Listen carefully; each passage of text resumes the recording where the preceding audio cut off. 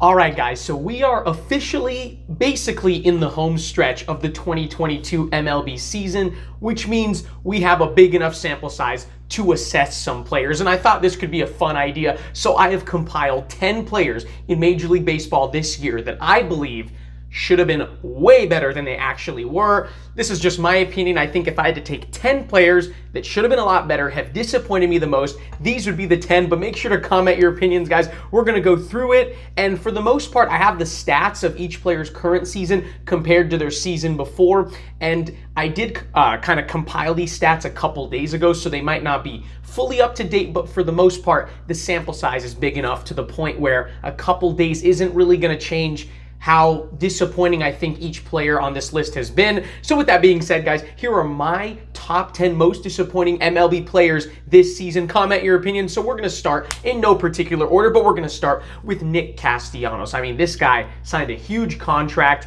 to come to the Phillies, right? And he was an absolute star last year, especially. Look at that. Look at that triple slash, well over 300, 34 homers, 100 RBIs. But this year on the Phillies, and by the way, guys, I'm not counting players who have been hurt. If they've missed a significant amount of time due to injury, I'm not going to count that. All these guys have mostly been healthy this year. Nick Castellanos, he's been a little better as of late. He was way worse a month or two ago, but still, look at those, the counting stats, the triple slash, nowhere close to last year, especially for a hot commodity this offseason. A guy that was supposed to be have a big time impact on the Phillies. He hasn't nearly lived up to his hype, so we'll start with Nick Castellanos. Then we move on to Vladimir Guerrero Jr. I know what you might be thinking. Has he really been disappointing? He's been good this year, and you're absolutely right. He's been really good. I mean, he's on pace to have over 30 homers, probably going to reach 100 RBIs or very close to it. The triple slash is very solid, but you got to remember, this was the MVP runner-up last year in the American League who almost won the Triple Crown. Look at that ridiculous batting line, the triple slash right there. Look at the counting stats, just out of this world, ridiculous. And he was only 22 years old last year. He was only supposed to get better, but he's not really going to come close to those numbers this year. Not saying that he's not having a very good year, not saying he won't probably go back to these numbers from last season a year from now, but I'm just saying, and I know he was an all-star, but I'm just saying, Vladdy, when I drafted him in the first round of my fantasy draft, I thought he was going to be a little bit better than this. I think considering all the drop-offs and the numbers, literally every counting stat or every stat that matters, a superstar like him who's only supposed to get better, like his team, the Blue Jays, kind of underperformed this year, but still performed for the most part, but just a little worse than I thought. So I thought he deserved to be on this list. Then we have JD Martinez. JD Martinez, the last 5 years, was one of the best overall hitters in baseball. He hit for great power. He hit for a great batting average. Last year, you still could have considered him one of the best hitters in baseball. Much better triple slash and overall counting stats. And then you even have to go back to like 2017, 18, 19. His numbers were ridiculous. I mean, counting RBIs and runs in the hundreds, well over 30 homers. But this year, like, where'd that power go? Like, the power's gone, basically. The triple slash, not as good. Batting average is lower than it's been for him the last several years, when he's been basically a 300 hitter or above. Runs, RBIs, homers, they're not there. They're not even close to being there, especially the homers. The slugging percentage, 428, compared to a guy who's regularly an over 500 slugger. The power's gone for him. I don't know if this is a down year or it's a beginning of a decline, because he is in his 30s now. We'll see, but JD Martinez, I don't know what happened to his power, so I think he deserves to be on here. Then we have a very obvious candidate. I'm sure many of you would have guessed that Josh Hader would be on here. Last season, definitely the best closer in baseball. This season, for literally almost the first half of the year, at least the first month or two of the year, the guy didn't allow a run for the first 28 to 30 innings, something like that. He was chasing history he almost got to the most consecutive appearances without allowing a run. And just, I have never seen a bigger midseason collapse of an elite relief pitcher than I have seen with Josh Hader this year. He was really bad on the back end of his tenure with the Brewers. He gets traded to the Padres, and he's even worse. His ERA is like 15 right now. He lost his closer job. I think he'll bounce back, but that just goes to show that relievers can be so unpredictable year in and year out. They can be good one year, bad another year. But yeah, Josh Hader, his ERA is like 5 or 6 times as high as last season. Just absolutely dominant last year. This year, especially the last couple months, just horrendous production from him. There was basically no production. So I'm sorry, Josh Hader, but you're one of the more disappointing players. We move on to Jesse Winker, who got traded from the Reds to the Mariners. Look at that beautiful triple slash last season. Over 300 hitter, almost a 400 on base, 556 slugging. These are superstar numbers. He was an all-star last year. Very solid amount of runs, homers, good power. And even though this year, I apologize. Those are not his runs, homers, and RBIs. I forgot to. I think I also put, those are Vladdy's numbers. I don't know why. My bad, guys. Typo there. The real truth is that his runs are like in the 50s and his homers are like 11 or something, 11 or 12. But yeah, look at the slugging. His slugging percentage is almost the same as his on base. It's over 200 lower than last year, 200 slugging points lower. That's an insane drop of power. Don't pay attention to the counting stats from this year, guys. That's a typo. You can look up his counting stats, but trust me, they're significantly worse, and he will not catch what he did last year, but especially that triple slash.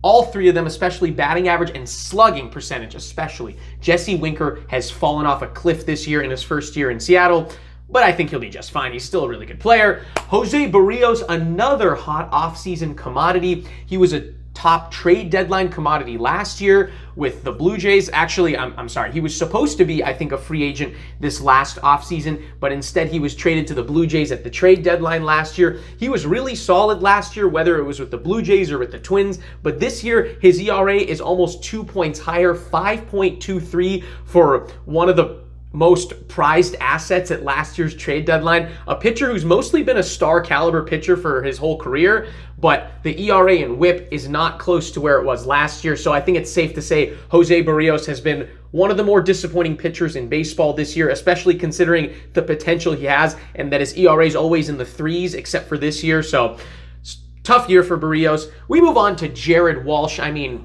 does it surprise me that an Angel is disappointing? No, but regardless, last year, look at the great power, RBIs, almost 100 RBIs, very solid 277 batting average, on base 500, over 500 slugging, which is always really good. But this year, all across the board, I can't even explain it. Just a complete drop-off in triple slash, complete drop-off in counting stats. I don't know what happened. He's been healthy most of this year. He has not missed that much time due to injury. I can't explain it. He's nowhere close to last year. He was a legit kind of cleanup power hitter, one of the best offensive first basemen last year, but this year, nowhere close. So I can't explain it. Jared Walsh, and he's a young guy, a lot of potential. I really thought he would build off last season, but this year, nowhere close. Complete fall off for him. Then we move on to another very common candidate. This one really hits home, and it hurts me personally because I'm a big Dodgers fan, as most of you might know. I love Cody Ballinger, and I always will. But unlike the other players on this list, we're not going to compare this season to last season because last season, somehow, some way, he was even worse than this season. But we gave him a pass. Most of us did because of his injury last year. Missed most of the year. 2019, I mean, he was the MVP. That is, I mean, look at the numbers he put up in 2019. Just unbelievably elite, legit 5-tool player in 2019.